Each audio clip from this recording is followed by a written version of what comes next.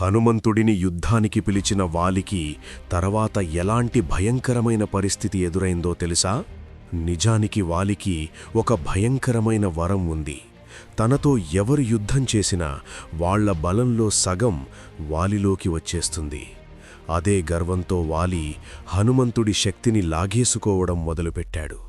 కాని వాలికి తెలియని నిజమేంటంటే ఆంజనేయుడు సాక్షాత్తు ఆ శివాంశ సంభూతుడు. ఆయన బలం అంతులేనిది, అనంతమైనది.